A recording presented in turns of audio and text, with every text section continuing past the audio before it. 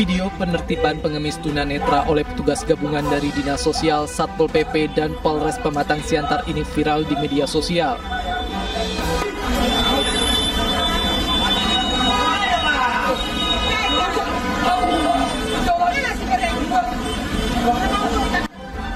Pengamen yang diketahui bernama Heri Hulu ini menolak dibawa oleh petugas. Saat petugas ingin mengangkatnya, Heri mengamuk memukul petugas. Wali Kota Pematang Siantar mengaku telah berkomunikasi dan mengundang Heri ke rumah dinasnya. Datang ke rumah wali kota ya. Ya, happy kok dia, dan dia katanya ahli sedikit. Dia mau beralih profesi, nggak lagi minta mau jadi pegawai.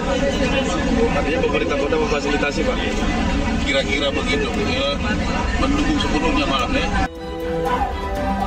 Wali Kota juga berjanji akan membina petugas Satpol PP yang melakukan tindakan pemaksaan dan kedepannya akan bertindak secara humanis.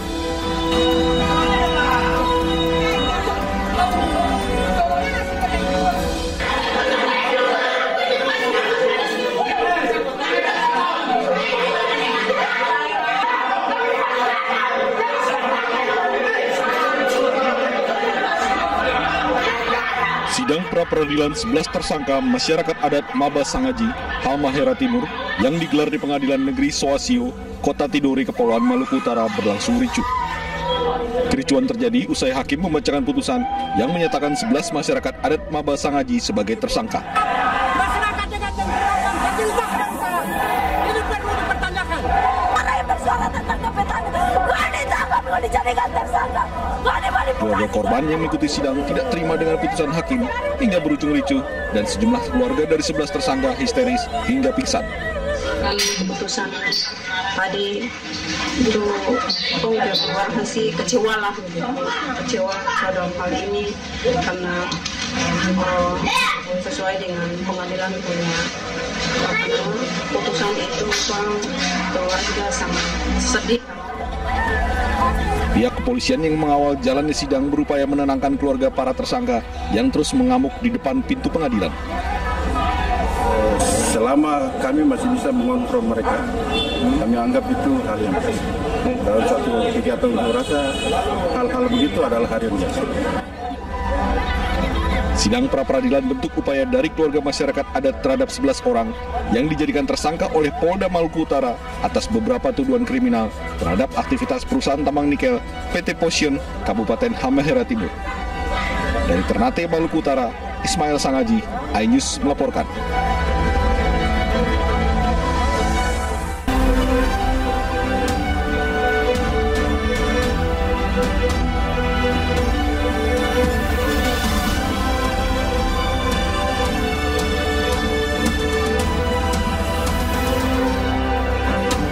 Program pemutihan pajak kendaraan bermotor diberlakukan Pemprov Jakarta. Warga ramai-ramai serbu kantor Samsat.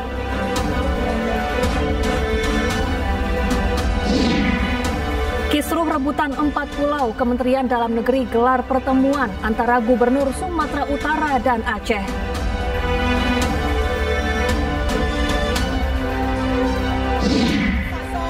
Rudal Israel hantam kantor pusat televisi pemerintah Iran. Puluhan WNI terjebak di tengah perang.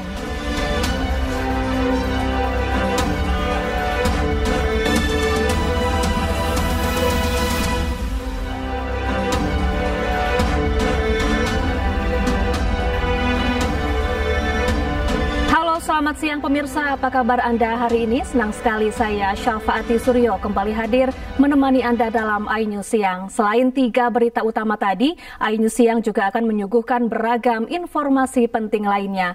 iNews Siang ini kami awali dari informasi sebuah tabung gas LPG 3 kg meledak hingga menghancurkan 2 rumah warga di Bandung, Jawa Barat. Akibat ledakan 4 orang kritis karena terluka bakar.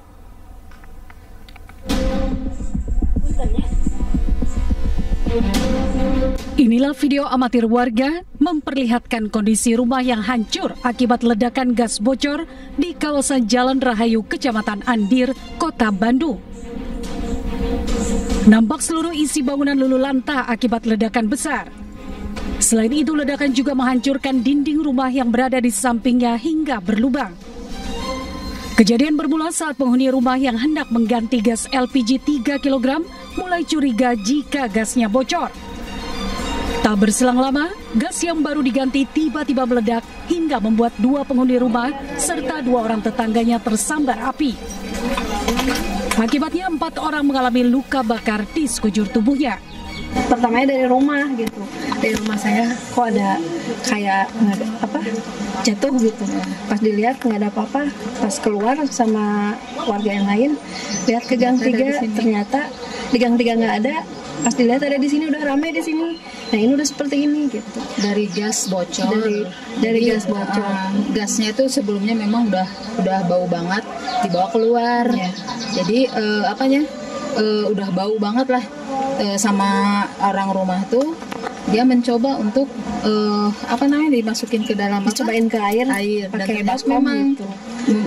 Mengeluarkan salju gitu, blubuk gitu. Nah kemudian mungkin ada nggak tahu gimana meledaklah di dalam.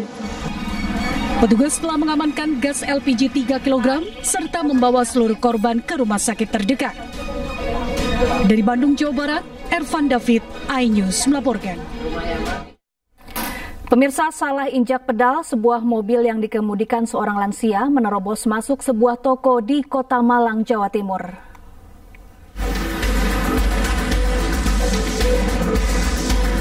Terekam pada kamera pengawas dalam toko Dioses Perlengkapan Rohani, Jalan Agung Suprapto, Kota Malang, Jawa Timur. Sebuah minibus menerobos masuk ke toko. Pengemudi, seorang bapak-bapak yang sudah berusia lanjut, keluar dari mobil seperti menyesal akan kesalahannya hingga terduduk lemas.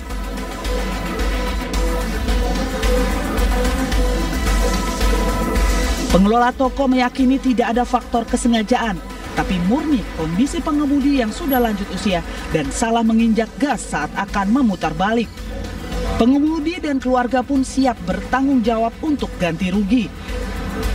Kita butuh waktu untuk mendata total kerugian yang kami alami dari kejadian kemarin. Namun dari pihak keluarga bertanggung jawab untuk menanggung kerugian yang terjadi. Jadi sekali lagi memang bukan ada unsur kesengajaan, tetapi memang murni karena ya faktor kondisi fisik dari yang bersangkutan. Ketika putar balik itu mau injak rem peluk gas, jadi injak rem peluk gas, memang kondisi usia yang lanjut, akhirnya sampai masuk ke toko toko di depannya. Cuman ini masing-masing dia masih bermediasi, bermusyawarah untuk ganti rugi. Kasus kecelakaan ini pun sudah dimediasi oleh Unit Penegakan Hukum Polresta Malang Kota. Para pihak sudah bersepakat untuk berdamai dan menyesali kasus kecelakaan ini terjadi dengan cara kekeluargaan. Pemirsa, ratusan pencari kerja menjadi korban penipuan lowongan kerja fiktif yang mengatasnamakan salah satu mal baru di Kota Padang. Modusnya, korban diminta membayar sejumlah uang untuk mengisi posisi lowongan kerja yang diinginkan.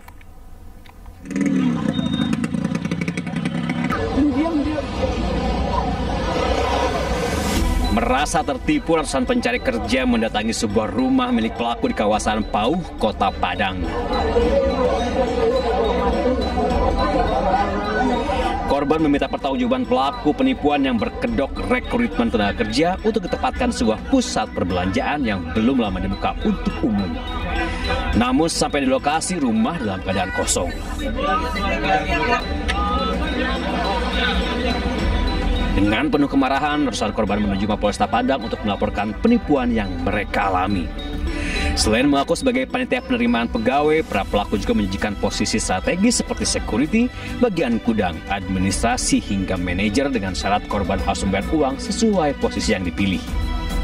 Awalnya tuh dapat dari teman, Bang. Tadi diiming-imingin dapat kerja, terus diterima. Habis itu dijanjiin langsung kerja, Bang. Awal pertama tuh dibayar, sistem itu orang dalam lah. Iya. Habis itu kan ada sistem bayar nih Bang. Bayar itu beragam-agam Bang. Tergantung posisi masing-masing lah. Untuk kerugian dari korban bervariasi dari 300.000 sampai dengan 3 juta, tergantung dari bagian dan posisinya. Diduga total korban mencapai lebih dari 500 orang.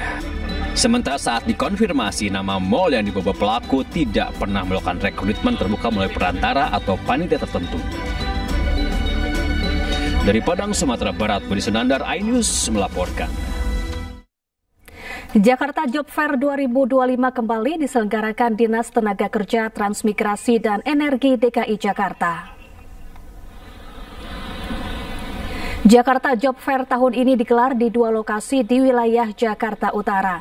Bursa kerja digelar sebagai bagian dari upaya mengurangi tingkat pengangguran dan meningkatkan layanan penempatan tenaga kerja khususnya di daerah Jakarta Utara. Jakarta Job Fair menghadirkan 40 perusahaan dari berbagai sektor industri dengan ribuan lowongan kerja termasuk penyandang disabilitas.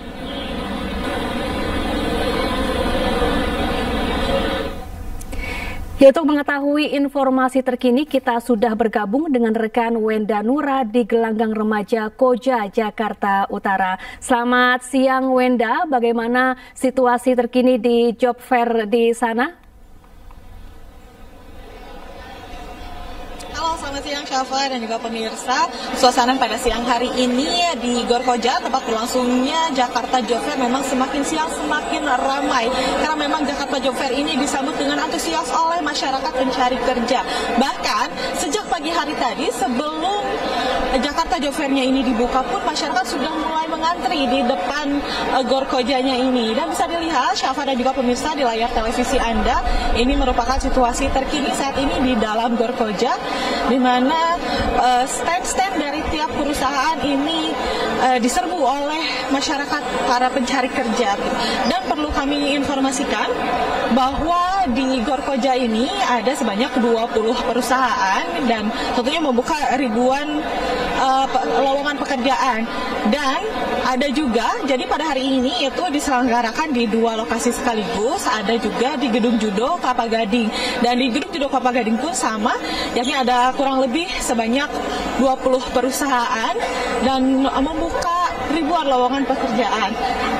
Dan Syafa dan juga pemirsa, perlu kami sampaikan juga bahwa ada yang menarik, bahwa di Gedung Judo Kelapa Gading itu juga ada salah satu perusahaan yang membuka lowongan untuk penyandang disabilitas. Jadi memang untuk di sini tidak ada perusahaan yang membuka untuk penyandang disabilitas, ada di Gedung Judo Kelapa Gading.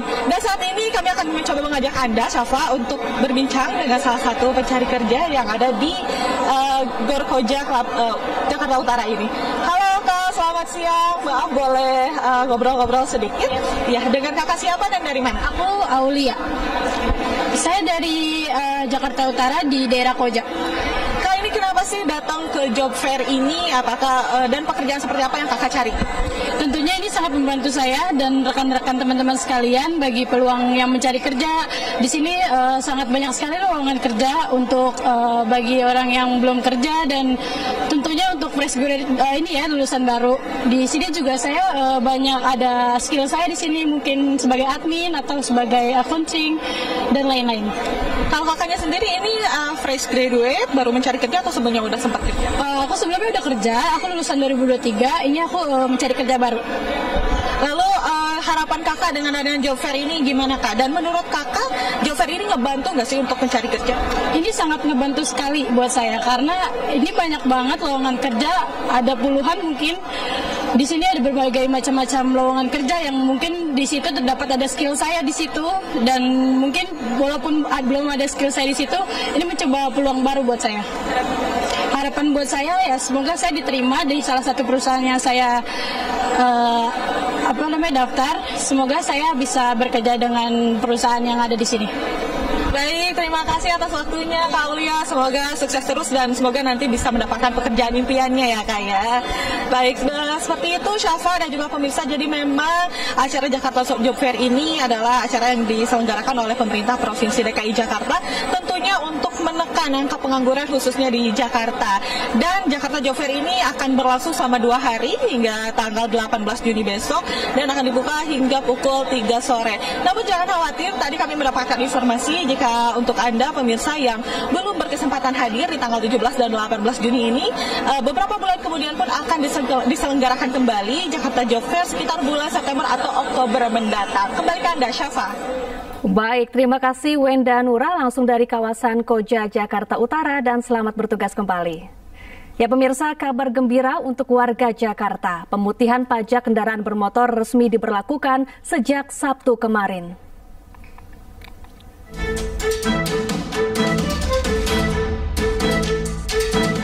Pemerintah Provinsi Jakarta resmi memberlakukan program pemutihan pajak kendaraan bermotor selama 14 Juni hingga 31 Agustus 2025. Dalam program ini, masyarakat yang memiliki tunggakan pajak kendaraan tidak akan dikenai denda dan diberikan bunga keterlambatan. Kepala Bapenda Provinsi Jakarta, Luciana Herawati menjelaskan, selama periode insentif wajib pajak hanya perlu melunasi pokok pajak kendaraannya saja. Untuk memanfaatkan program ini, masyarakat perlu menyiapkan sejumlah dokumen, di antaranya STNK, BPKB, KTP, dan uang sesuai nilai pokok pajak kendaraan 2025. Bila diwakilkan, maka harus melampirkan surat kuasa. Warga bisa membayar pajak secara online dan offline. Online melalui aplikasi Signal, sementara untuk offline bisa mendatangi kantor Samsat yang ada di seluruh wilayah Jakarta. Tim Liputan iNews melaporkan. Ya, warga Jakarta menyambut baik kebijakan pemutihan pajak kendaraan bermotor yang diberlakukan Pemprov Jakarta mulai 14 Juni hingga akhir Agustus 2025. Pemutihan pajak kendaraan bermotor dinilai mampu meringankan beban masyarakat di tengah tingginya kebutuhan hidup. Dan berikut tanggapan warga. Kendaraannya sebenarnya bagus ya, kita juga jadi warga senang gitu untuk ngurusnya semua serba gratis, apalagi zaman sekarang apa-apa susah ini ya, untuk ngurus pajak apalagi digratiskan ya. Alhamdulillah dari Pemprov DKI Jakarta buat masyarakat biar lebih senang untuk pemutihannya. Ya bagus, jadi pajak-pajak yang masih pada nunggak bisa diterapuskan gitu. Jadi kita lagi motor-motor yang banyak yang nunggak gitu Pak. Ya alhamdulillah sih kalau mau Ya pemirsa, untuk mengetahui informasi terkini kita sudah bergabung dengan rekan Naura Syafikah di Gerai Samsat Jakarta Timur. Selamat siang Naura, apakah kantor Samsat Jakarta Timur masih dipadati warga hingga siang hari ini? Ya, selamat siang Syafa dan juga pemirsa. Untuk kantor induk Samsat Jakarta Timur ini juga dari pagi sudah melayani untuk program pemutihan pajak kendaraan bermotor, dan hingga saat ini, hingga siang ini masih melayani beberapa warga yang ada di kantor induk Samsat Jakarta Timur untuk melakukan pembayaran pajak tanpa dikenakan denda ataupun bunga keterlambatan. Dan memang untuk di lantai 3 di tempat saya melaporkan ini merupakan lantai yang khusus untuk melayani warga-warga yang memiliki tunggakan, sehingga memang di sini dari tadi warga ini beberapa ada yang sudah melakukan pembayaran. Memang awalnya itu dimulai dari loket yang ada di ujung sana, loket 1, di mana untuk mengisi formulir, kemudian juga menyerahkan dokumen dan juga berkas-berkas yang dibutuhkan seperti fotokopi STNK, fotokopi KTP, dan juga fotokopi kartu keluarga. Dan juga berlanjut di loket yang terakhir, yaitu di loket 6 ini merupakan loket untuk pembayaran, di mana untuk warga yang sudah mendapatkan formulir ini bisa langsung melakukan pembayaran, tapi sebelum ke loket pembayaran ini ke loket jasa raharja terlebih dahulu. Dan untuk pembayaran ini metodenya berbagai macam, seperti bisa menggunakan QRIS, debit, dan juga tunai. Dan untuk mengetahui bagaimana sih untuk mekanismenya dan juga apa alasan dari warga-warga di sini menunggak untuk pembayaran pajaknya, saya akan mengajak Anda dan juga Syafa untuk berbincang mungkin dengan warga yang ada di sini. Selamat pagi Ibu. Ibu mungkin boleh kenalan dulu dengan Ibu siapa, dari mana asalnya? Ibu Malinar, aslinya dari Ciracas. Ibu, ya Ibu boleh diceritakan Ibu untuk pembayarannya sudah tunggak berapa lama? Sebenarnya sih udah 4 tahun. Oke, 4 tahun. Ya. Ibu ini untuk kendaraan pribadi atau bagaimana? Pribadi. Ibu mungkin boleh dikasih tahu kenapa nih untuk 4 tahun baru bayar sekarang itu tunggakannya kenapa Bu? Kemarin mungkin ya halangannya karena nggak sempat aja, setiap mau jalan tuh nggak sempat ya kesininya gitu. Tahu-tahu dilihat perasaan ternyata udah 4 tahun udah lama aja gini tuh. Kalau dari Ibu sendiri ini merasa ada program ini bagaimana Bu responnya? Apakah senang atau bagaimana? Lumayan meringankan gitu. Masalahnya kan masalah denda gitu juga dihilangkan. Cuma tadinya kan kalau pemutihan itu dikira saya tuh nggak dibayar gitu intinya. Ternyata masih dibayar gitu. Cuma denda doang yang nggak dibayar gitu. Kalau untuk prosesnya sendiri bagaimana Bu? Susah atau tidak dari tadi pagi? Alhamdulillah nih gampang banget ya. Gampang banget prosesnya itu. Terima kasih banyak atas waktunya ya Ibu. Ya memang beberapa warga di sini ada yang memiliki tunggakan 1 tahun, 2 tahun hingga 4 tahun dan memang ini sangat meringankan warga untuk melakukan pembayaran karena hanya pokoknya saja uang dibayar dan tidak perlu untuk membayar denda ataupun bunga keterlambatan. Dan juga diharapkan dengan adanya program ini yang diselenggarakan oleh pemerintah Provinsi DKI Jakarta ini dapat membuat warga-warga lebih taat pajak untuk kedepannya. Sekian dari kantor Samsat Jakarta Timur. Ya, Naura, ini sampai kapan warga bisa mendatangi kantor Samsat untuk melakukan pemutihan pajak kendaraan? Ya, Syafa, terkait untuk periodenya, ini memang sudah dimulai dari tanggal 14 Juni kemarin dan ini akan terus berlangsung hingga di tanggal 31 Agustus 2025 mendatang. Dan juga disarankan untuk warga yang ingin datang melakukan pembayaran pajak, yaitu mengikuti program ini, disarankan untuk datang jangan mepet-mepet di periode akhir. Dikarenakan di periode akhir ini seperti yang sudah-sudah dari program sebelumnya yang pernah diselenggarakan juga, ini di periode akhir atau di 2 minggu periode penutupan, ini biasanya warga itu melonjak untuk antriannya jauh lebih panjang dari antrian yang ada di awal-awal periode. Syafa. Baik, terima kasih Naura Syafikah melaporkan langsung dari kantor Samsat Jakarta Timur. Ya pemirsa, taman dibuka 24 jam, petugas Satpol PP justru mendapati sejumlah pemuda-pemudi yang tengah asik bermesraan di Taman Langsat Kebayoran Baru, Jakarta Selatan. Pasangan muda-mudi tersebut ditegur dan warga diimbau untuk mengikuti peraturan yang berlaku.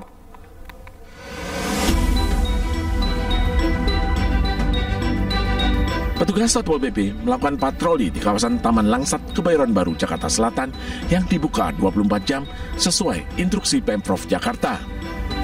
Hasilnya, petugas menemukan sejumlah muda-mudi asik bermesraan di lokasi yang gelap.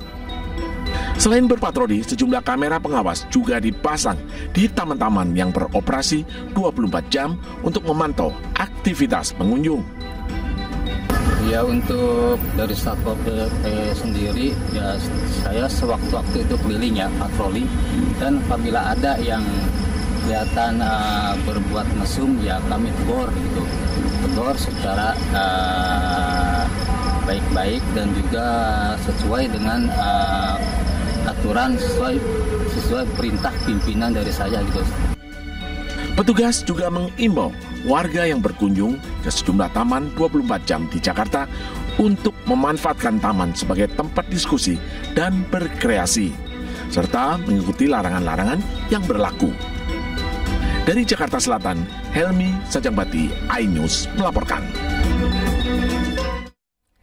Kisruh rebutan 4 pulau, Kementerian Dalam Negeri gelar pertemuan antara Gubernur Sumatera Utara dan Aceh. Selengkapnya sesaat lagi, tetaplah di iNews Siang.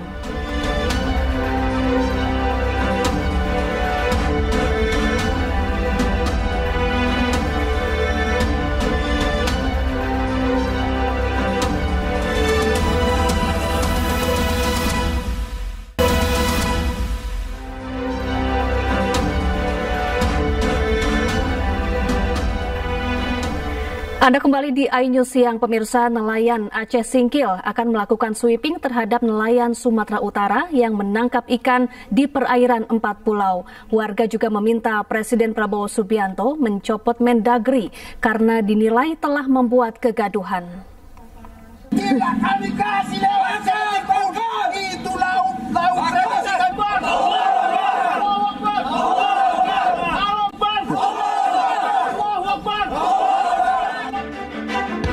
Memaklumi kegaduhan yang timbul pasca ditetapkannya 4 pulau Aceh ke Sumatera Utara melalui surat keputusan Mendagri masih terus bergulir. Para nelayan membentuk satu gerakan sebagai wadah perjuangan dalam mempertahankan keempat pulau tersebut. Nelayan Aceh Singkil akan melakukan sweeping terhadap nelayan Sumatera Utara yang menangkap ikan di perairan 4 pulau Aceh Singkil. Hal itu dilakukan sebagai reaksi dan protes terhadap Kemendagri. Selain itu, sweeping juga dilakukan sebagai antisipasi terjadinya illegal fishing. Nelayan Kabupaten Aceh Singkil melalui wadah Gerakan Aliansi Nelayan Aceh Singkil GANAS akan melakukan sweeping kepada nelayan Sumatera Utara yang melakukan penangkapan ikan di wilayah perairan laut 4 pulau tersebut. Selain itu, nelayan meminta Presiden Prabowo Subianto mencopot Menteri Dalam Negeri Tito Karnavian karena dinilai telah membuat kegaduhan. Dari Aceh Singkil, Aceh, Suparman Munte, iNews melaporkan. Ya, 4 pulau di Sumatera jadi rebutan 2 provinsi. Bukan tanpa alasan, berdasarkan temuan ilmiah, terdapat sumur kaya minyak dan gas bumi di wilayah tersebut.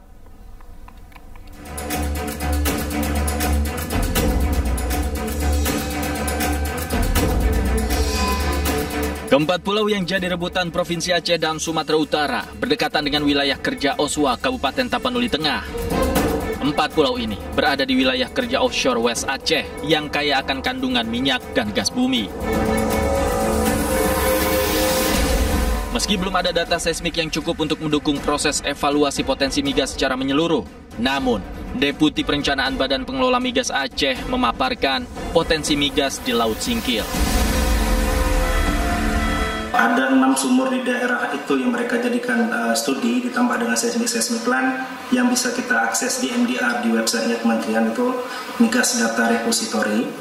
Dari 6 sumur yang mereka tampilkan ini, memang ada satu sumur yang sangat menarik ya. Sumur ini namanya Singkil 1. Itu dia discovery, gas discovery dengan average gasnya dari 2 sampai 9 mmSCF, sudah pernah dites ya.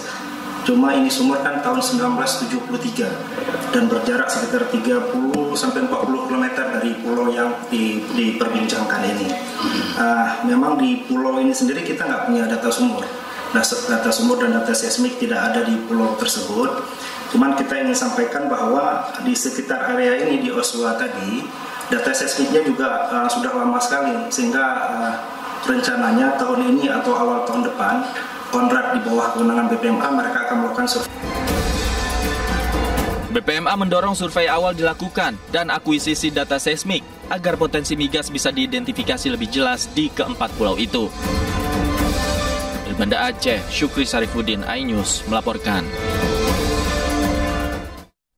Pemirsa, hari ini Kementerian Dalam Negeri menggelar pertemuan terkait kisruh rebutan 4 pulau antara Sumatera Utara dan Aceh.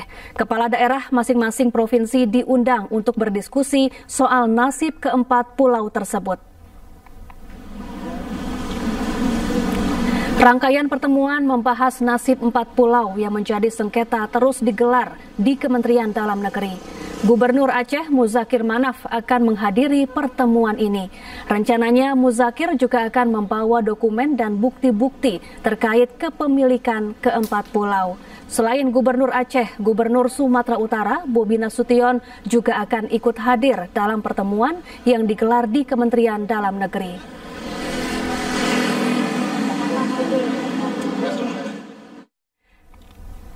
Kementerian Dalam Negeri mengevaluasi status 4 pulau yang menjadi rebutan antara Provinsi Aceh dan Sumatera Utara. Data dan informasi terbaru terkait 4 pulau tersebut akan dilaporkan ke Presiden Prabowo Subianto. Rapat yang sangat penting ini. Rapat ini dihadiri oleh seluruh pihak yang terkait langsung dalam proses-proses penentuan batas wilayah, penamaan kode, dan kegiatan yang terkait dengan identifikasi rupa bumi secara nasional.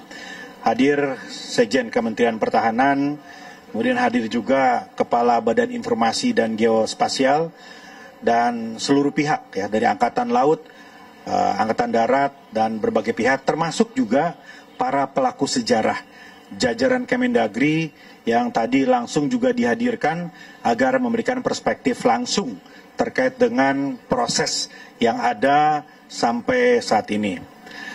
Yang pertama, perlu kami luruskan mengenai opini yang selama ini beredar di pemberitaan dan di publik, bahwa ada hal-hal yang sifatnya terlalu spekulatif terkait dengan keputusan Menteri Dalam Negeri yang mengait kepada status 40 tadi. Jadi yang terjadi adalah sebetulnya pemutakhiran data terkait dengan kode wilayah atas seluruh wilayah di Indonesia. Jadi Bapak Menteri tidak spesifik hanya menandatangani wilayah Sumatera Utara dan Aceh saja atau 40 saja, tapi seluruh Indonesia.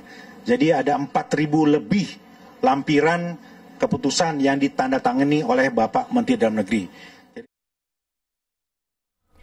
Kepala Komunikasi Kepresidenan Hasan Nasbi memastikan Presiden Prabowo Subianto segera ambil alih penyelesaian polemik 4 pulau yang diperebutkan Provinsi Aceh dan Sumatera Utara. Dalam pengambilan keputusan, Presiden akan mempertimbangkan aspirasi warga dan aspek sejarah.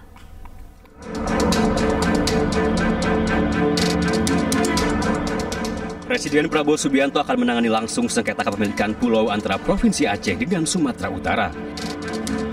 Menurut Kepala Komunikasi Kepresidenan Hasan Nasbi, Presiden akan segera mengambil keputusan terkait polemik 4 pulau Aceh yang masuk ke dalam wilayah Tapanuli Tengah, Sumatera Utara. Kira-kira ada aspirasi yang berbeda antara beberapa dua daerah di dalam negara kesatuan Republik Indonesia tentang pulau-pulau tertentu. Nah, ini tentu saja sesuai dengan aturan main yang ada di negara kita, maka ini diambil alih oleh pemerintah pusat. Dalam hal ini Presiden mengambil alih ini langsung dan dijanjikan secepatnya akan diselesaikan. Ini harusnya tidak sulit untuk diselesaikan, bisa diselesaikan dengan cara dingin, dengan kepala yang dingin, dengan cara yang baik-baik, karena kita berdialog, kita berdiskusi sebagai sesama anak bangsa. Jadi tentu Presiden akan segera mengambil keputusan secepatnya dan dengan mempertimbangkan aspirasi-aspirasi maupun proses historis, proses administrasi yang sudah dijalankan selama ini. Adapun 4 pulau yang menjadi rebutan antara Provinsi Aceh dengan Sumatera Utara, yakni Pulau Panjang, Pulau Lipan, Pulau Mangkir Besar, dan Pulau Mangkir Kecil. Gubernur Aceh Muzakir Manaf menyebut akan tetap mempertahankan keempat pulau. Ia mengklaim memiliki bukti kuat bahwa keempat pulau masuk dalam kewenangan daerahnya. Kewajiban kita, wajib kita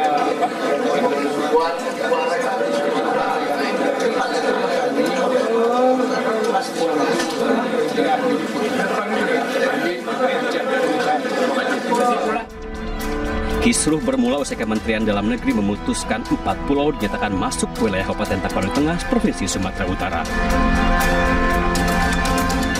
Mendagri Tito Karnavian menegaskan pemerintah pusat tidak memiliki kepentingan pribadi dan hanya ingin menyelesaikan masalah batas wilayah secara objektif. Tim Liputan iNews melaporkan.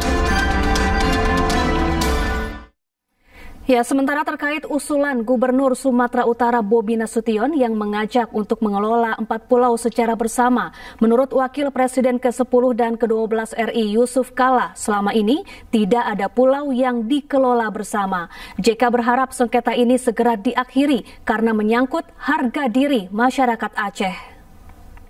Setahu saya tidak ada pulau atau daerah yang dikelola bersama. Tidak ada siapa jadi bupati. Masa 2 bupatinya? Nah, masa 2 bayar pajaknya kemana? Ya, itu pulaunya pulau tidak terlalu besar.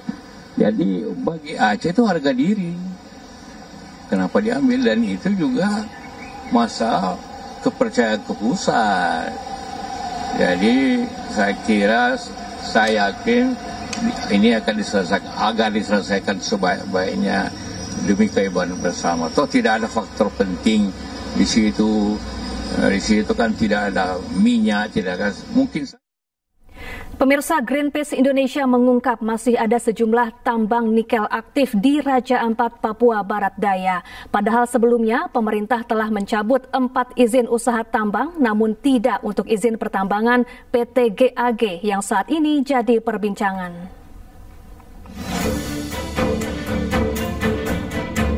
Greenpeace Indonesia mengungkap masih terdapat sejumlah izin pertambangan nikel yang aktif di wilayah Raja Ampat.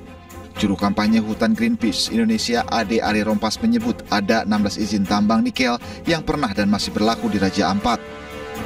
Dari 16 izin tersebut, 13 diantaranya berada di kawasan Geopark Raja Ampat yang selama ini dikenal sebagai salah satu ekosistem paling berharga dan unik di dunia.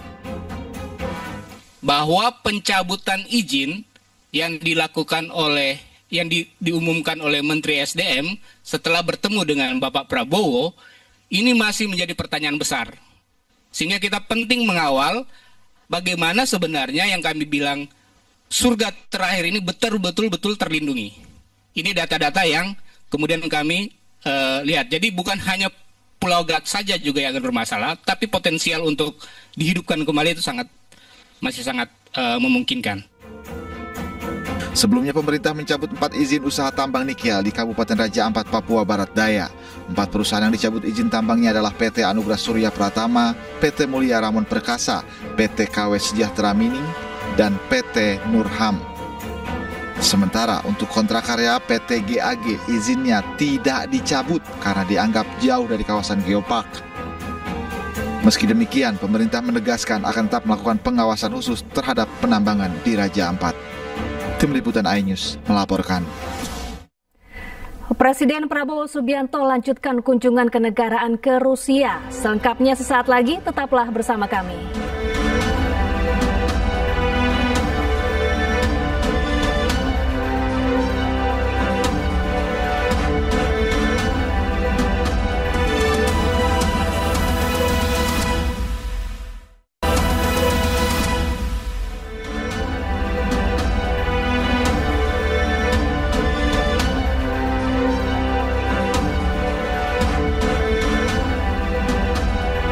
Pemirsa, Presiden Prabowo Subianto melanjutkan kunjungan kenegaraannya ke Rusia. Kunjungannya ini untuk memenuhi undangan khusus Presiden Rusia Vladimir Putin.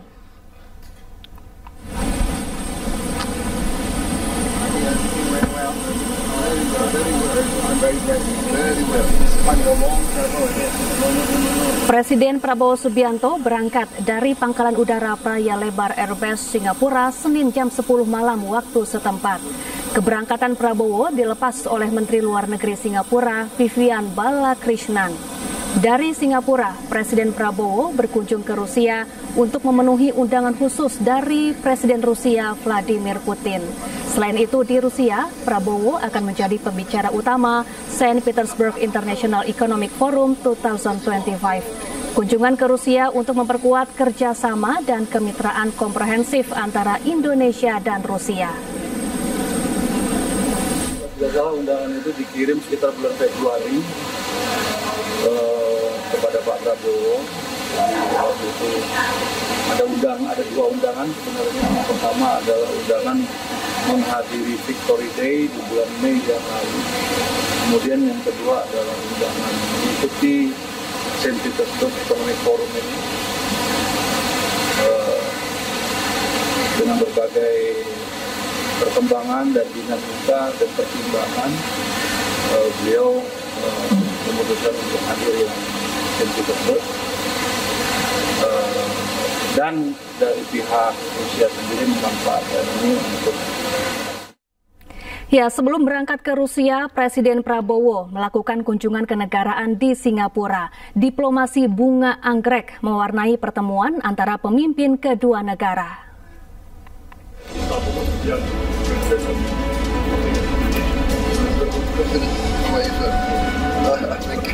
Presiden Prabowo Subianto mengawali kunjungannya di Singapura dengan menghadiri penyambutan kenegaraan di Parliament House of Singapore. Kedatangannya disambut oleh Presiden Singapura Tharman Shanmugaratnam. Kedatangan Presiden Prabowo disambut oleh upacara kehormatan.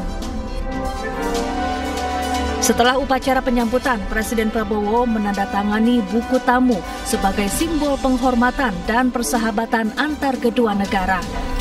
Momen menarik tersaji saat Presiden Prabowo diberikan kesempatan untuk memberikan nama kepada bunga anggrek. Nama Ibunda Prabowo, Dora Sigar Sumitro, disematkan untuk nama bunga ini. Penanaman bunga anggrek menjadi simbol kedekatan personal dan wujud penghargaan diplomatik dalam tradisi Singapura. Dalam acara berikutnya yaitu Leaders Retreat yang digelar di Parliament House of Singapore, Presiden Prabowo akui akan mencontoh sejumlah kebijakan di Singapura. Salah satunya adalah perumahan murah. The low-cost housing for all citizens of Singapore, which we are going to continue the initiatives of President SBY and President Joko Widodo. We're going full speed ahead.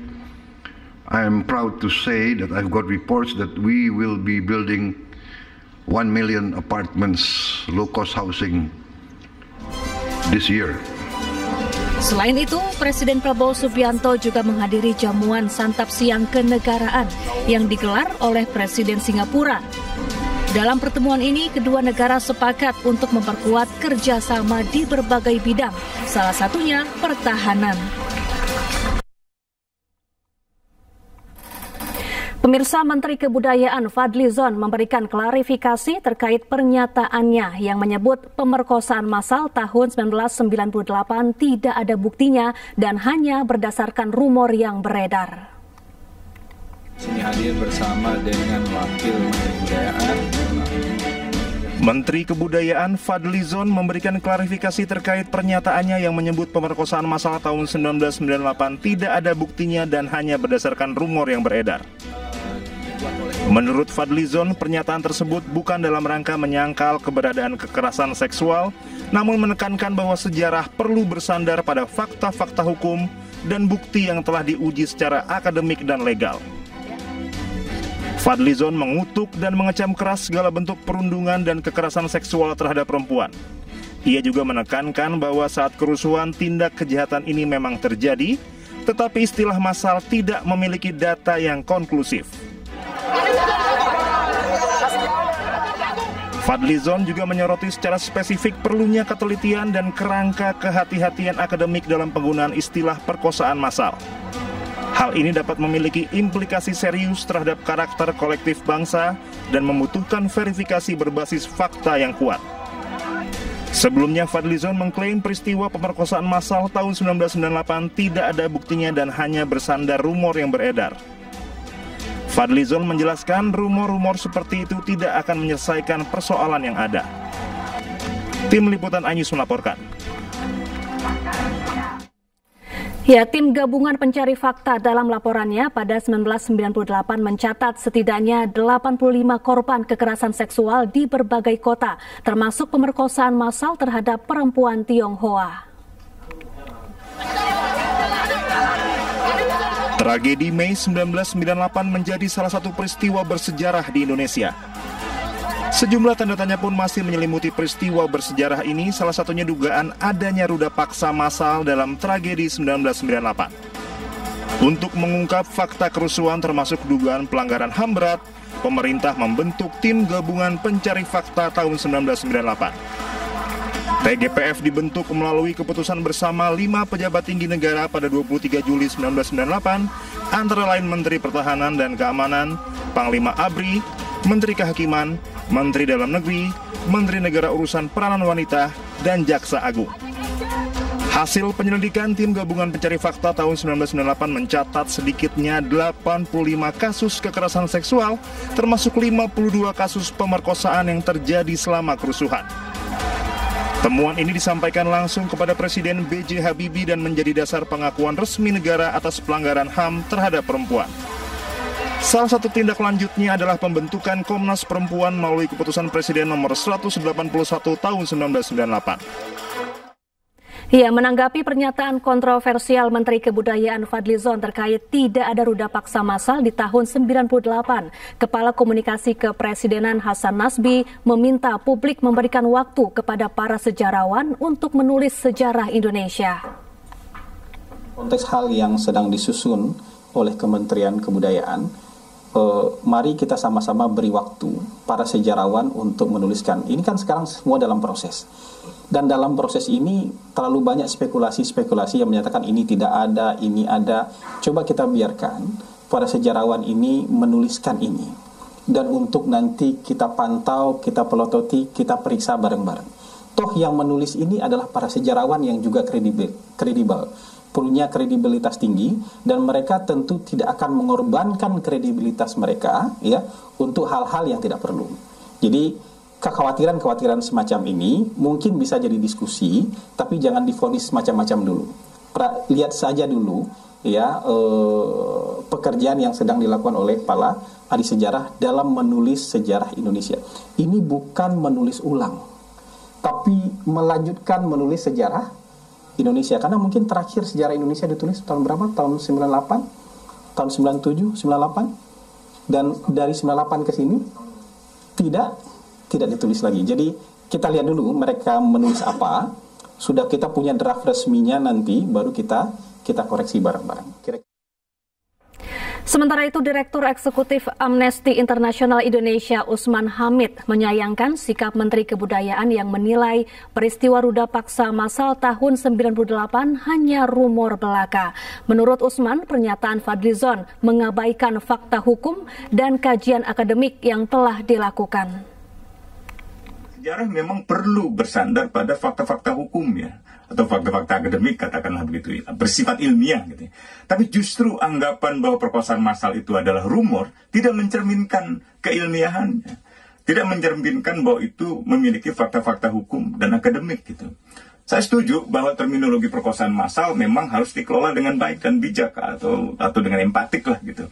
Tapi justru dengan prinsip kebijaksanaan dan sikap empatik itu seharusnya Menteri Kebudayaan tidak mengeluarkan istilah rumor sebagai sikapnya yang Kita ke informasi lain, pemirsa. Presiden ke-7 RI Joko Widodo menanggapi santai ahli digital forensik Rismon Sianipar yang mendatangi rumah dosennya Kasmujo. Jokowi mempersilahkan Rismon untuk mengecek lokasi kuliah kerja nyata di Boyolali, Jawa Tengah.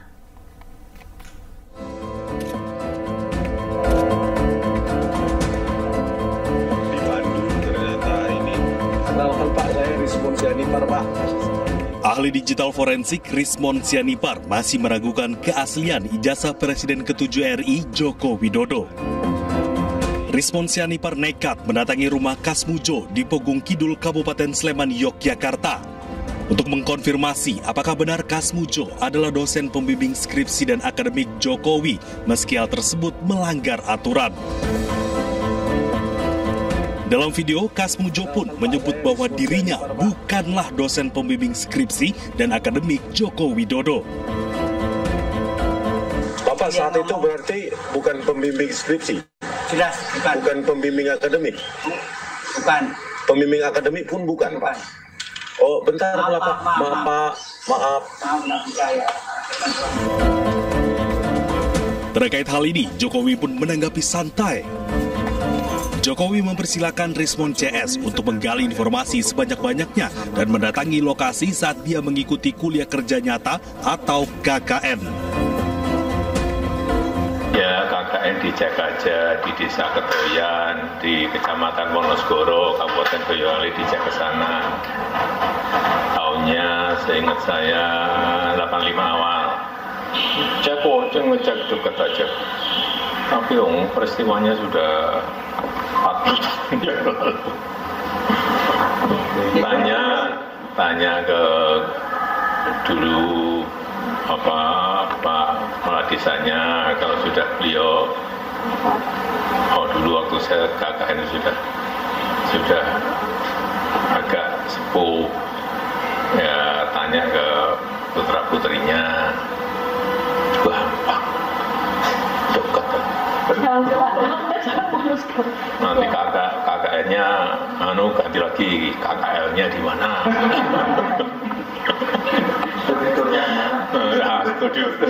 Studiturnya ada di mana? Kuliah kerja lapangan di mana? Ampun. Sebelumnya Jokowi juga telah mengunjungi rumah Kasmujo pada bulan Mei lalu. Kala itu Jokowi datang menawarkan bantuan tim hukum kepada Kasmujo atas gugatan yang dilayangkan perihal tudingan ijazah palsu.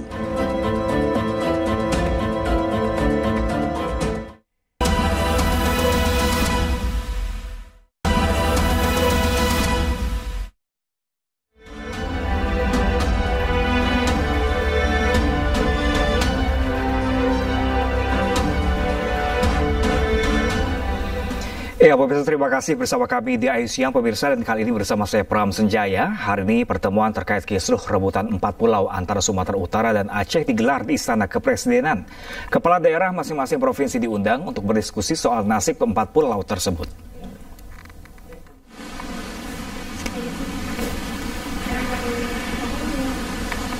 Ya, pemirsa, rangkaian pertemuan bahas nasib 4 pulau yang menjadi sengketa terus digelar di Istana Kepresidenan. Gubernur Aceh Muazzakir Manaf akan hadiri pertemuan ini, dan rencananya juga Muazzakir juga akan membawa dokumen dan bukti-bukti terkait kepemilikan ke-4 pulau. Selain Gubernur Aceh, Gubernur Sumatera Utara Bobi Nasution akan ikut hadir dalam pertemuan yang digelar di Istana Kepresidenan.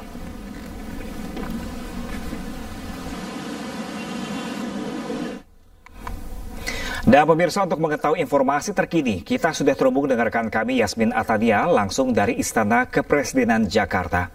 Selamat siang Yasmin, apakah pertemuan kedua gubernur masih berlangsung hingga saat ini? Ya, selamat siang Pram dan juga pemirsa. Pertemuan antara Gubernur Aceh dan juga Gubernur Sumatera Utara rencananya akan berlangsung pada pukul 13.30 waktu Indonesia Barat beberapa jam ke depan. Rencananya dalam pertemuan tersebut turut pula akan dihadiri oleh Mensesnek Prasetyo Hadi, kemudian juga Mendagri Tito Karnavian, dan juga ada yang akan hadir adalah Wakil Ketua DPR RI Sufmi Dasko, tentunya membahas terkait dengan sengketa kepemilikan 4 pulau yang tengah diperebutkan begitu ya oleh Gubernur Aceh dan juga Gubernur Sumatera Utara. Nah, terkait dengan polemik ini, dari Presiden Prabowo Subianto juga sudah menginformasikan bahwa telah mengambil alih terkait dengan proses penanganan polemik ini, dan nantinya seperti kita ketahui bersama, saat ini keberadaan Presiden Prabowo Subianto tengah melakukan kunjungan kenegaraan ke sejumlah negara seperti Singapura, dan juga saat ini tengah bertolak ke Rusia. Nantinya akan ada dua kemungkinan, apakah Presiden Prabowo Subianto akan turut serta dalam pertemuan melalui sambungan Zoom atau nanti akan diwakilkan saja oleh Mensesnek Prasetyo Hadi.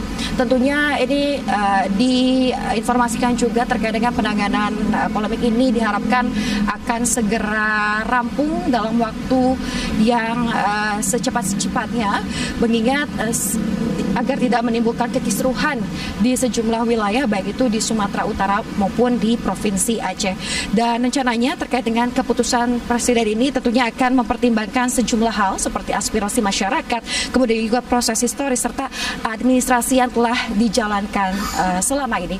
Dan berdasarkan pemantauan kami sejauh ini di kantor Kepresidenan Jakarta belum nampak maupun itu Gubernur Aceh dan juga Gubernur Sumatera Utara. Nanti kita akan nantikan bersama-sama kedatangan dari para gubernur tersebut untuk melakukan pertemuan di kantor Kepresidenan Jakarta.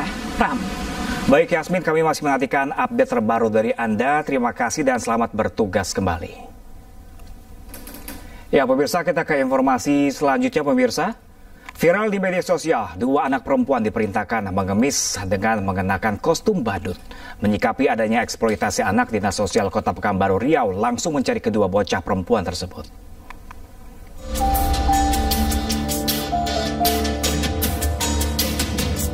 Viral di media sosial, video seorang perempuan menurunkan 2 anak perempuan dari sepeda motor di pinggir jalan di Pekanbaru Riau. Kedua bocah ini mengenakan kostum badut. Keduanya kemudian mengemis dengan membawa ember kosong. Video yang diambil seorang warga dari dalam mobilnya ini kemudian viral dan menuai belas kasihan warganet. Warganet juga mengecam orang tua yang memerintahkan kedua anak ini mengemis.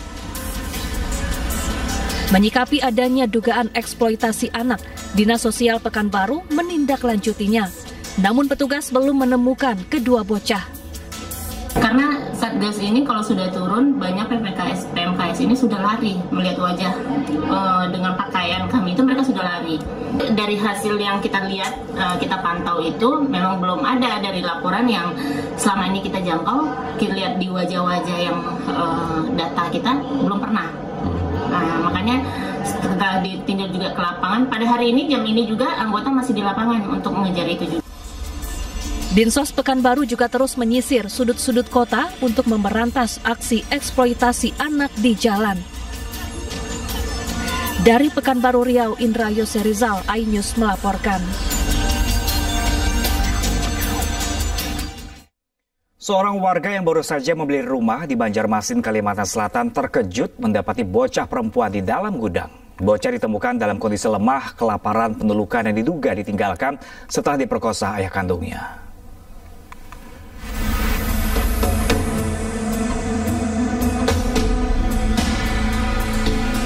Seorang warga yang baru membeli rumah di Banjarmasin, Kalimantan Selatan kaget saat menemukan seorang anak perempuan di dalam gudang. Anak perempuan ini ditemukan dalam kondisi lemah dan terluka di beberapa bagian tubuh. Pemilik rumah langsung memandikan dan memberinya makan. Korban mengaku belum makan selama berhari-hari.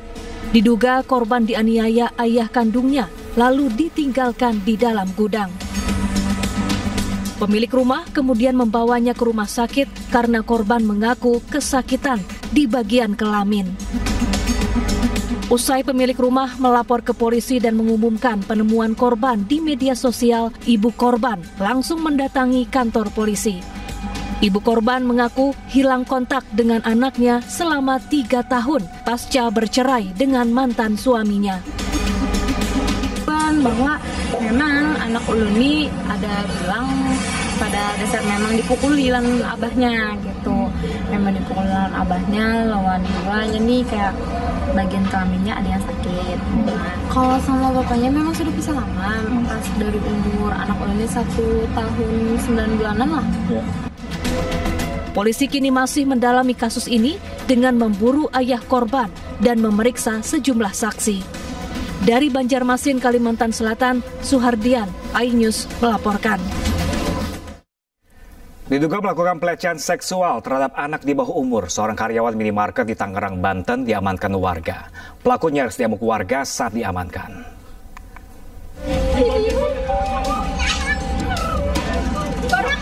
Seorang karyawan minimarket di Tangerang, Banten diamankan warga. Diduga pelaku telah melakukan pelecehan seksual terhadap seorang anak laki-laki di dalam kamar mandi minimarket. Pelaku nyaris diamuk warga saat diamankan warga setempat. Peristiwa terjadi saat korban hendak membayar ke kasir. Pelaku mengiming-imingi korban dengan isi ulang voucher game gratis dan mengajak korban ke kamar mandi minimarket dan melakukan aksi tidak terpuji tersebut kepada korban. Aksi bejat pelaku diketahui orang tua korban setelah korban kembali ke rumahnya karena korban berjalan tidak seperti biasanya dan saat diperiksa terdapat cairan sperma di lubang anus korban. Usai mengetahui hal tersebut, orang tua korban serta warga sekitar langsung mendatangi minimarket dan menahan pelaku. Kita ke informasi selanjutnya, pemirsa. Oknum prajurit TNI Angkatan Laut Klasik 1 Jumran yang membunuh seorang wartawati divonis hukuman penjara seumur hidup oleh Pengadilan Militer Banjarmasin, Kalimantan Selatan. Jumran juga dipecat dari Kesatuan TNI AL.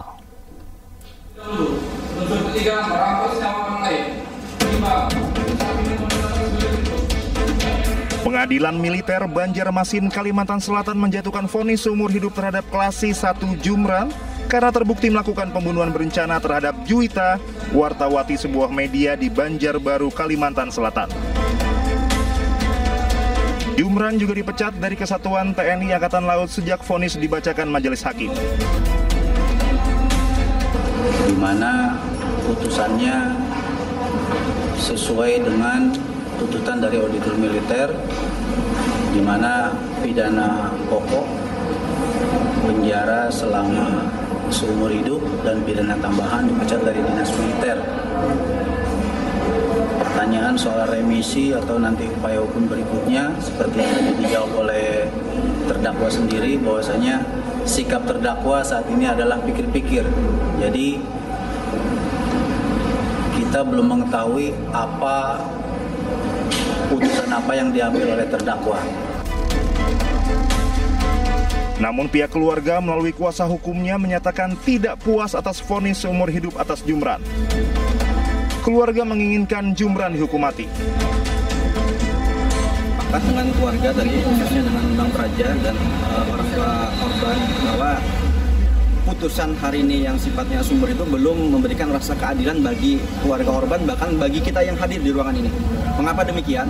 Karena yang seharusnya dari tuntutan itu adalah hukuman mati, putusannya pun bisa lebih dari hukuman mati itu. Dasarnya apa? Dengan cara ultra petita, hakim boleh mengambil putusan di atas dari tuntutan.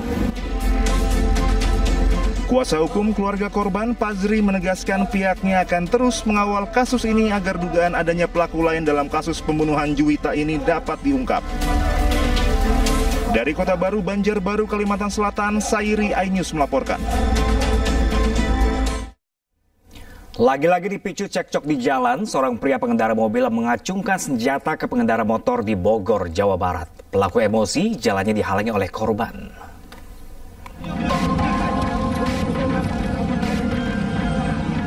Seorang pria pengendara mobil mengacungkan senjata api jenis airsoft gun ke pengendara sepeda motor di Jalan Soleh Iskandar, Bogor, Jawa Barat.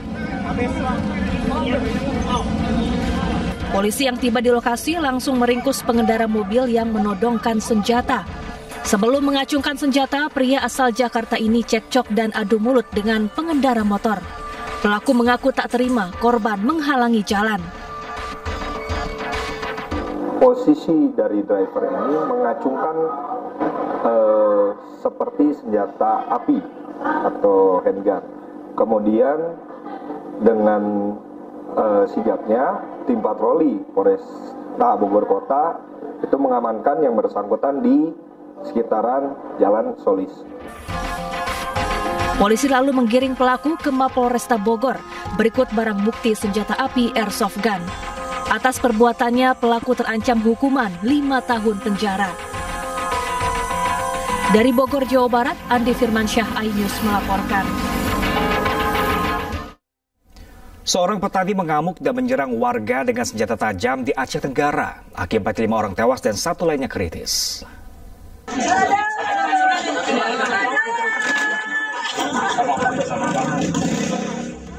Insiden berdarah terjadi di Desa Uning, Segugur, Kecamatan Babul Rahmah, Aceh Tenggara, Aceh. Seorang pria mengamuk menyerang warga dengan golok hingga memakan korban jiwa 5 orang, sementara 1 orang kritis di rumah sakit. Penyerangan yang dilakukan pelaku yang merupakan seorang petani begitu sadis.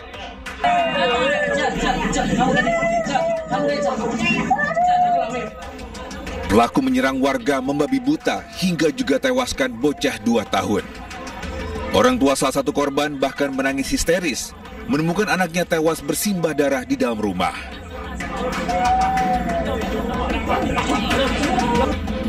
Bupati Aceh Tenggara M. Salim Fakhri menghimbau kepada seluruh warga untuk tetap waspada karena korban masih buron. Sementara polisi mengerahkan petugas gabungan untuk memburu pelaku yang dikabarkan kabur ke kawasan perkebunan dekat pemukiman warga. Untuk informasi awal, kasus ini masih dalam proses penyelidikan kita, penyebab dan motifnya. Kemudian dalam kasus ini juga tadi sudah dievakuasi korban ke rumah sakit umum Aceh Tenggara, Kabupaten Aceh Tenggara, dan saat ini petugas kita gabungan dari Polres Aceh Tenggara dan dari Kodim lagi bersama-sama untuk melakukan pengejaran tersangka yang lari ke dalam perkebunan. Ya, doakan semoga bisa tertangkap segera. Polisi berharap bisa cepat menemukan pelaku untuk bisa lakukan pemeriksaan kenapa pelaku bisa melakukan aksi keji tersebut. Dari Kabupaten Aceh Tenggara, Aceh, Medi Arjuna, iNews melaporkan. Sediakan rumah subsidi Super Mini, pemerintah banjir kritik. Informasi selengkapnya sesaat lagi pemirsa, tetaplah bersama kami di Ayu Siang.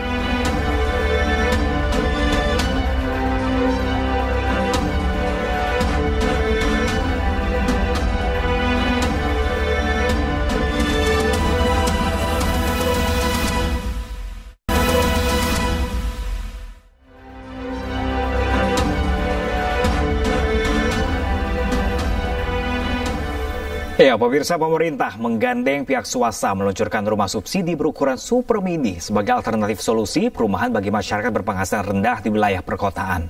Meski mendapatkan sejumlah kritik, namun pemerintah pastikan rumah subsidi layak huni.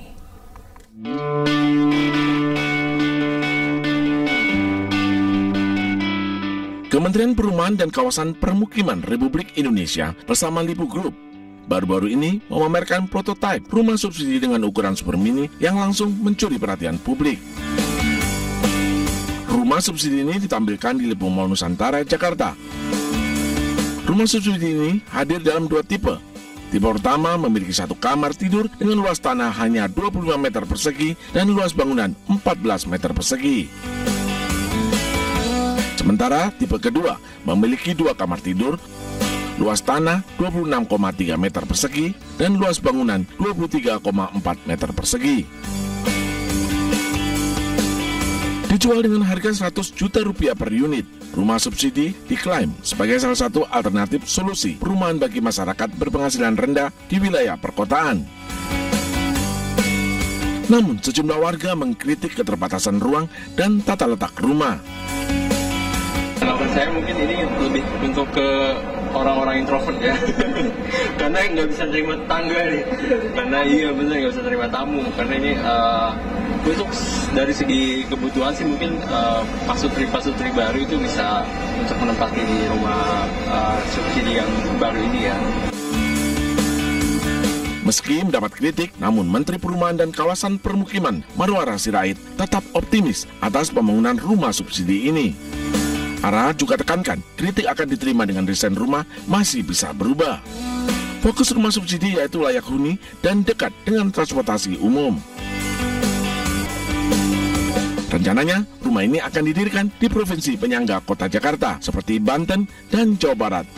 Rumah ini sulit didirikan di Jakarta karena masalah harga tanah yang terlampau mahal. Tim Liputan iNews melaporkan. Rumah subsidi berukuran mini dijual seharga 100 juta rupiah per unitnya. Lantas bagaimanakah tanggapan warga atas rumah super mini ini? Berikut pernyataan warga pemirsa. Kalau saya sih nggak setuju ya. Secara akhirnya tambah kecil. Jadi menurut saya kalau dibilang layak sih layak, cuman menurut saya hanya kekecilan saja sih. Harusnya tetap seperti rumah sederhana yang sebelumnya pemerintah pernah menggaung-gaungkan itu. 100 juta kalau gajinya sekitar 6 atau 7 juta, mungkin 100 juta bisa. Tapi kalau di bawah 6 juta itu tidak memungkinkan. Berarti abang tidak setuju dengan? Tidak setuju dengan subsidi rumah subsidi komitmen ini. Enggak deh, enggak. Idealnya untuk berkeluarga sebenarnya ukurannya berapa? Itu kalau aku ya, karena aku anakku banyak 6 sama suami di 8 orang, itu berapa itu? Berapa meter itu? Pokoknya segitulah, enggak, pokoknya kalau yang tadi itu enggak, kalau aku enggak muat. Dan pemirsa, untuk mengetahui seperti apakah bentuk rumah subsidi mini yang akan disediakan untuk warga, kita sudah bersama dengan rekan kami pemirsa Jessica Winoto langsung dari Gedung Veteran Jakarta. Selamat siang rekan Jessica. Mungkin Jessica bisa perlihatkan kepada kami seperti apa sih secara langsung rupa dari rumah subsidi ini?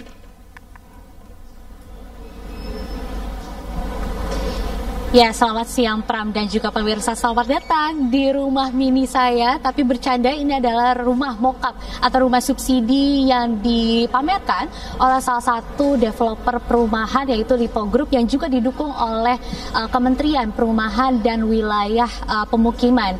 Dan memang Pram dan juga pemirsa, bahwa di sini dipamerkan ada dua tipe rumah, yaitu yang pertama di belakang saya yang memiliki luas bangunan 14 meter persegi, sedangkan di sebelahnya ada rumah yang memiliki luas 23,4 meter persegi, yang mana yang sekarang ini banyak sekali dibicarakan oleh masyarakat, yaitu adalah rumah di belakang saya yang memiliki luas 14 meter persegi. Nah, untuk mengetahui bagaimana sih isi dalam rumah subsidi yang memiliki luas 14 meter persegi dengan harga mulai dari 100 juta rupiah.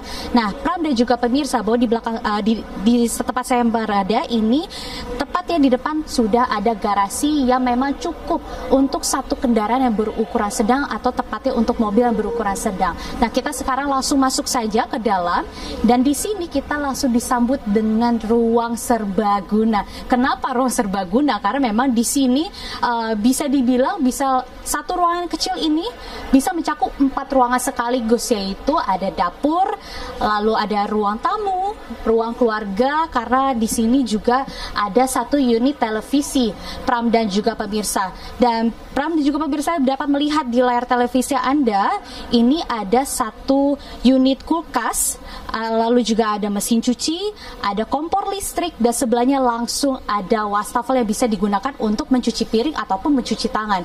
Dan sebelahnya atau di depannya itu ada satu unit sofa yang memang cukup muat untuk 2 orang dewasa, dan di depannya ada meja kecil. Lalu Pram dan juga pemirsa, memang di sini kalau misalkan dilihat ini, kalau misalkan ada Anda yang memang cocok atau suka melakukan berbagai aktivitas sekaligus dalam satu ruangan, ini sepertinya cocok sekali, karena memang yang tadi saya bilang ada 4 ruangan menjadi satu dalam satu ruangan yang kecil ini. Lalu Pram dan juga pemirsa, kita akan langsung berlanjut ke ruang tidur, kamar tidur, yang mana ini posisinya langsung bersebelahan dengan ruang serbaguna tadi. Dan di sini Pram dan juga pemirsa dapat melihat ini ada satu kasur yang sepertinya ukurannya king size. Nah, di sini juga ada satu kamar mandi, yang mana ini juga ukurannya sangat-sangat kecil. Karena memang Pram dan juga pemirsa dapat lihat bahwa di sini ada satu unit toilet duduk, lalu ada wastafel, dan di seberang dari toilet duduk ini ada langsung menghadap shower. Jadi kalau misalkan Anda tertarik untuk membeli ini dan melakukan aktivitas mandi atau buang air dan sebagainya, ini sepertinya cukup kesempitan ya, apalagi saya istilahnya berbadan yang mungil ini merasa tetap kesempitan, apalagi kurang cocok bagi Anda yang misalkan mempunyai fobia ruangan yang kecil. Nah, setelah dari ruang tidur ini ada kasur, lalu tempat kamar mandi. Nah, sebelah saya ini ada lemari sederhana yang sangat-sangat kecil juga, sehingga bagi Anda yang tertarik untuk membeli rumah subsidi ini, bisa dipikir-pikir kembali untuk mencari cara untuk alokasi atau penempatan baju-baju Anda, karena memang ini lemarinya sangat-sangat kecil, jadi hanya beberapa helai baju gitu. Nah, Pram dan juga pemirsa, kita akan lanjut lagi kembali keluar. Bila Anda pemirsa juga menyadari bahwa tadi saya sebut ada satu ruangan serbaguna, satu kamar tidur, satu kamar mandi, dan kalau misalnya Anda menyadari tidak ada kamar mandi luar kamar tidur, sehingga jika Anda memiliki banyak teman, seperti akan sedikit kesulitan untuk menerima tamu, karena memang tidak ada toilet khusus tamu, sehingga tamu-tamu yang membutuhkan ke kamar mandi atau ke toilet itu harus melewati kamar tidur Anda, dan tentu ini menjadi pertimbangan karena mengganggu privasi pribadi. Nah, Pram dan juga pemirsa, kita akan lanjut ke tipe rumah selanjutnya, yaitu memiliki luas bangunan 23,4 meter persegi. Dan pemirsa dapat melihat bahwa ini sebenarnya kurang lebih sama dengan tata ruangnya atau desainnya, tetapi perbedaannya ini memiliki 2 lantai. Nah, tipe lantainya ini adalah tipe mezanin, dan tadi kami sempat melihat juga ke atas bahwa ada satu kamar mandi tambahan dan juga satu unit kasur yang berukuran king size juga. Nah, perbedaannya juga di sini ada kipas angin, sementara di rumah yang memiliki luas 14 meter persegi tidak termasuk dengan kipas angin ini. Lalu Pram dan juga pemirsa, memang jika Anda ingin membeli rumah subsidi, tentunya ada syarat dan ketentuan yang berlaku, yaitu jika Anda masih single, ini maksimal gaji Anda adalah 12 juta rupiah. Sementara untuk bagi Anda yang sudah berkeluarga atau menikah, maksimal gaji Anda berada di 14 juta rupiah. Dan tentunya memang ini masih banyak kritisasi dari masyarakat karena memang tata ruang yang sempit dan juga luas bangunan yang sempit juga, tetapi dari Kementerian PKP ini masih menerima masukan-masukan sehingga kedepannya desain ini bisa saja berubah karena kita masih menunggu peraturan atau arahan dari Menteri PKP ini sendiri. Lalu Pram dan juga pemirsa, informasinya ini akan dibangun di wilayah-wilayah Jabodetabek. Yang informasi kami dapatkan juga baru ada di Tangerang, Depok, Bogor, dan juga Bekasi. Sementara Pram, jika Anda tertarik, bagaimana nih? Ini harga sangat terjangkau bagi Anda. Apakah Anda tertarik untuk membeli? Kembali ke Anda, Pram. Oke, baik, cukup menarik sekali Jessica Winoto. Mungkin saya pikir-pikir lagi, apakah nanti saya akan pindah ke sana dengan memilih 2 unit seperti itu atau 1 unit saja. Terima kasih banyak Jessica Winoto, langsung dari Gedung Veteran Jakarta. Terima kasih dan selamat bertugas kembali. Sementara itu, pemirsa, Wali Kota Bandung Muhammad Farhan mendukung arahan pemerintah pusat kembali menggelar rapat di hotel. Keputusan Farhan bertentangan dengan arahan Gubernur Jawa Barat Deddy Mulyadi yang memerintahkan aparatur Pemda rapat di kantor.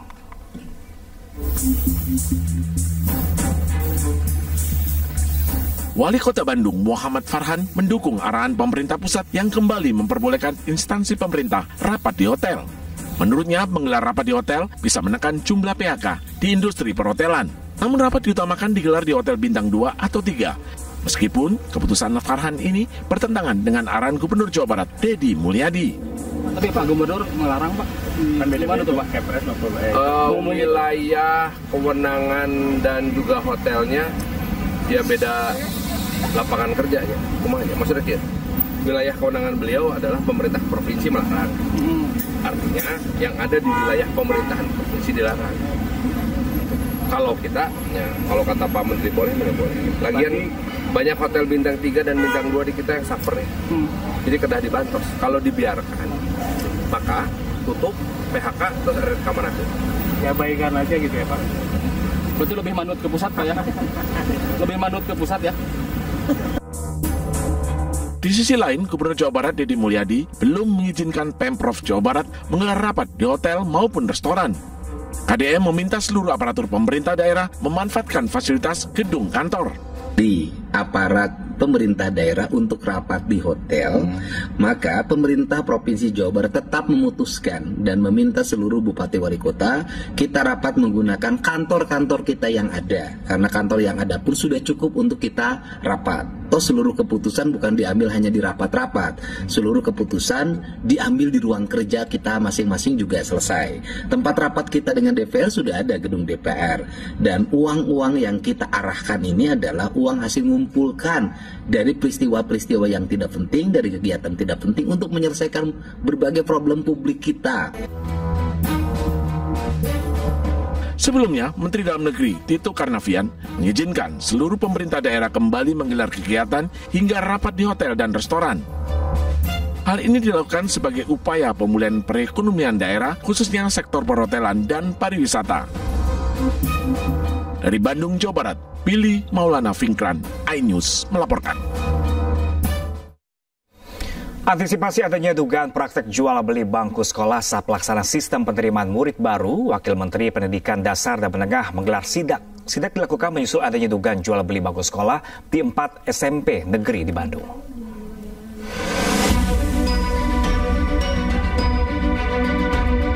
Didampingi Wali Kota Bandung Muhammad Farhan, Wakil Menteri Pendidikan Dasar dan Menengah Wamendisdakmen Fajariza melakukan inspeksi mendadak sidak ke SMP Negeri 7 Jalan Ambon, Kota Bandung.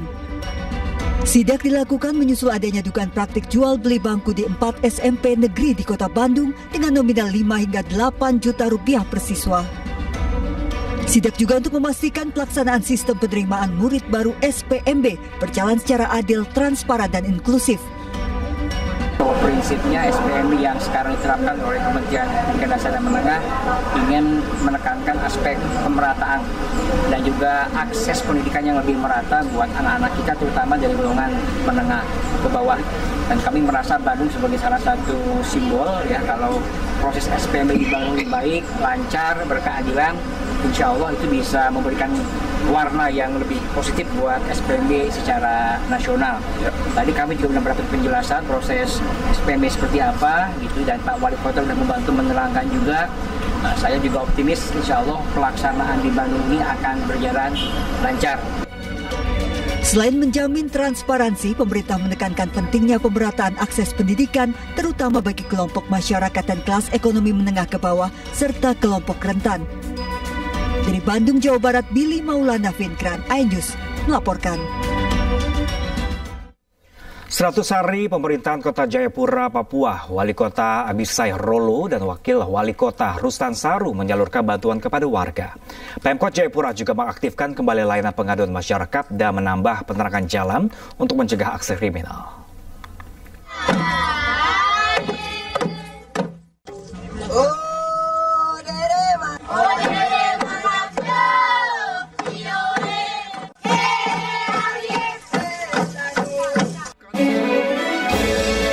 Dalam kurun waktu 100 hari kerja, Wali Kota Jayapura Abisai Rolo dan Wakil Wali Kota Rustan Saru fokus pada 9 program prioritas yang merupakan turunan dari 6 misi pembangunan.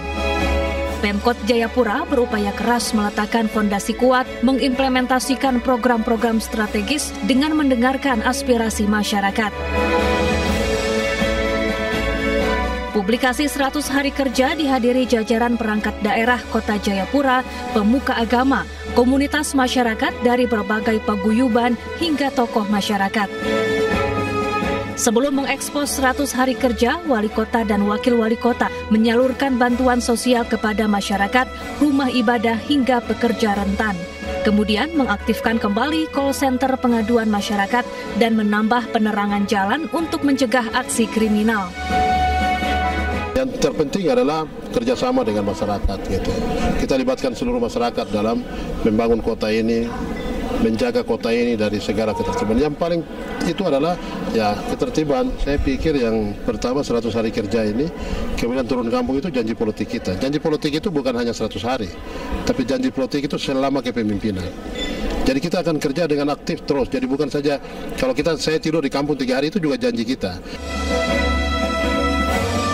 Pemkot Jayapura juga terus bekerja keras mewujudkan visi Kota Jayapura menuju Jayapura Emas.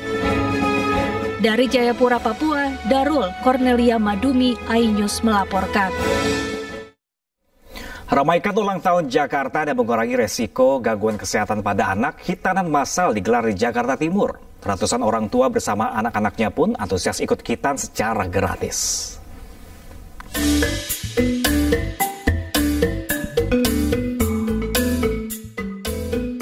Dalam menyambut ulang tahun Jakarta ke-498, perusahaan penyedia layanan air minum Jakarta, Pamjaya, menggelar program hitanan massal yang dilaksanakan di RPTRA Mustika Keramat Jati, Jakarta Timur. Ratusan warga antusias mendatangi lokasi hitanan massal dan membawa anaknya untuk mengikuti proses hitan secara gratis. Selain dapat mengikuti hitan gratis, para anak yang menjadi peserta hitan massal ini juga mendapatkan snack, tumbler, dan kaos serta uang saku dari Pamjaya. Alhamdulillah target hari ini melebihi target sebenarnya gitu ya. Target kami itu 1.000, tapi secara total Jakarta sudah mencapai 1.200-an gitu ya. Masyarakat cukup antusias gitu ya untuk mendaftarkan anak-anaknya untuk disunat massal. Jadi ini bagian juga dari rangkaian kami oleh Pak Gubernur. Pamjaya sedang didorong untuk juga di IPO-kan gitu ya, melantai di bursa saham untuk memperkuat eksistensi pelayanan air bersih perpipaan di Jakarta. Insya Allah kami berturut-turut nih maraton, besok Jakarta Selatan. Hari ini Jakarta Timur diikuti peserta yang melebihi target, alhamdulillah. Target kami 250, tapi yang mendaftar 297, ditambah lagi yang go show mereka tadi on the spot juga sudah datang. Untuk 6 wilayah itu targetnya berapa banyak? kami berkomitmen di 1.000 tahun ini, tapi per kemarin yang mendaftar sudah 1.293, sudah over ya, alhamdulillah, mudah-mudahan tetap kita bisa tangani dengan baik. Nantinya, pelaksanaan kegiatan hitan massal ini akan digelar di seluruh wilayah Jakarta dengan jumlah peserta sebanyak 1.293 anak. Dari Jakarta, Hamzah Asibuan, Rian Syahwayudi, Rizky Luyanto, iNews melaporkan.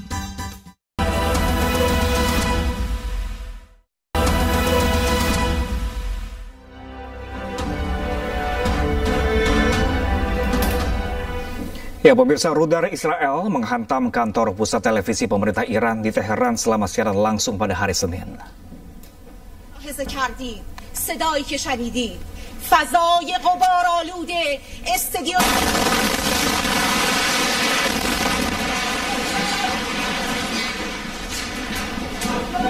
Ya, pemirsa, ini adalah detik-detik terjadinya serangan roket Israel saat membawa berita Sahar Emami bertugas.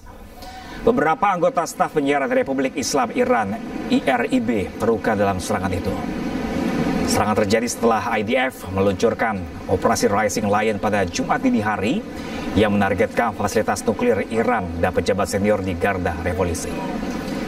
Sebagai balasan, Iran meluncurkan serangan atau serangkaian rudal ke beberapa lokasi di Israel di bawah operasi True Promise 3 yang menargetkan lokasi-lokasi strategis.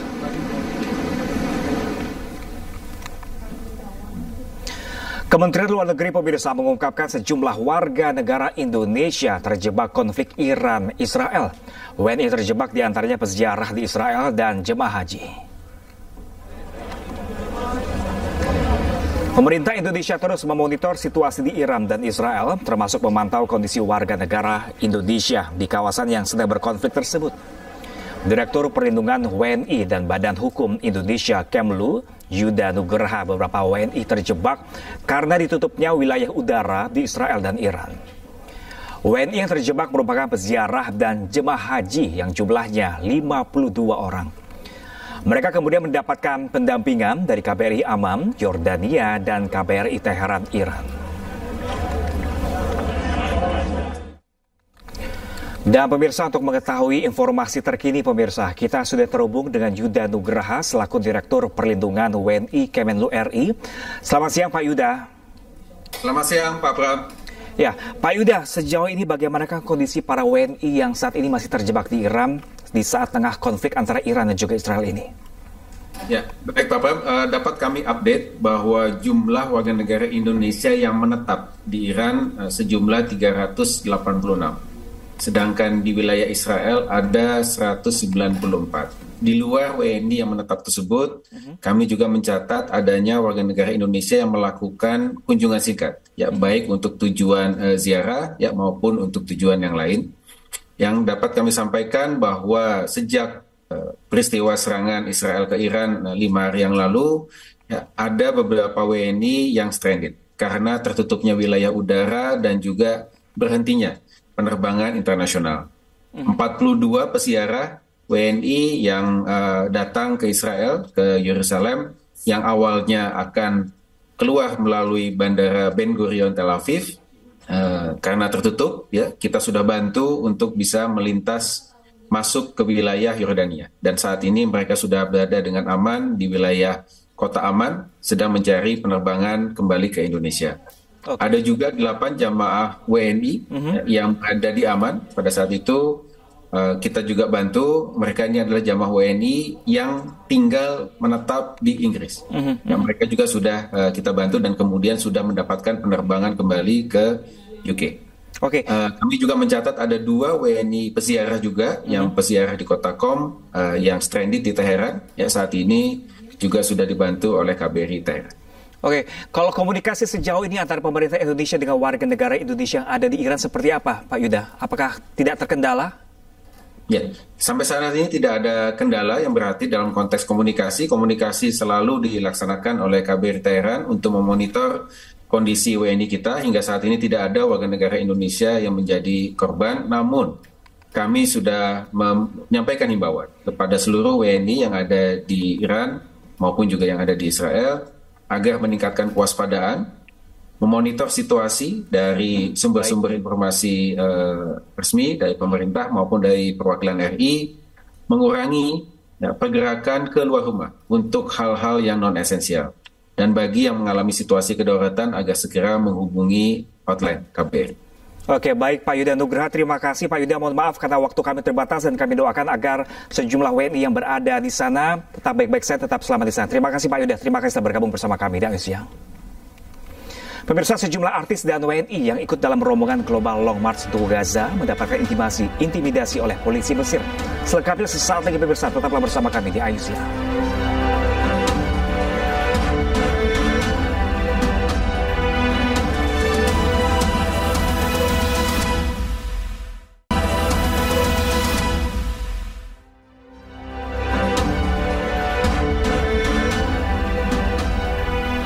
Sejumlah artis dan warga negara Indonesia lainnya mengikuti rombongan Global Long March to Gaza. Namun rombongan dari Indonesia terhenti di Kairo, Mesir karena mendapatkan intimidasi.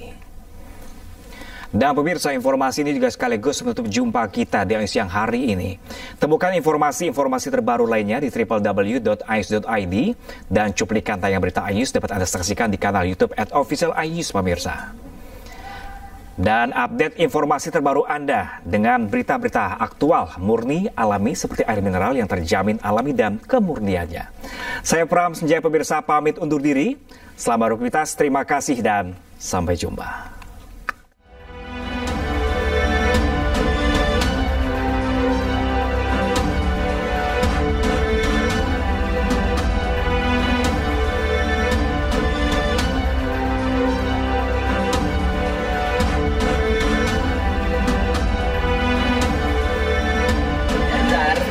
Kita nggak boleh kemana-mana, kita nggak boleh keluar dari hotel. Semua mana? Kirinya ya. Di luar ya? Iya, di luar. Artis Zaskia Meka saat ini berada di Kairo, Mesir dan mendapatkan pantauan khusus dari polisi setempat. Melalui akun sosial media pribadinya, Zaskia membagikan dirinya diikuti dan bahkan diminta tidak meninggalkan hotel. Zaskia bersama sejumlah artis lainnya bergabung dengan total 10 warga negara Indonesia lain akan mengikuti kegiatan Long March. Namun dari hari pertama mereka tiba di Kairo, terdapat perlakuan yang cukup menegangkan diterima rombongan dari polisi setempat. Satu orang sempat dikerumuni 10 polisi untuk diminta keterangan. Ketiga kalinya dan saya lagi. Untuk itulah lo kita bawa atau langsung dikasih kopi langsung. Thank you brother. Gemeteran nggak? Parah, ini masih keringetan.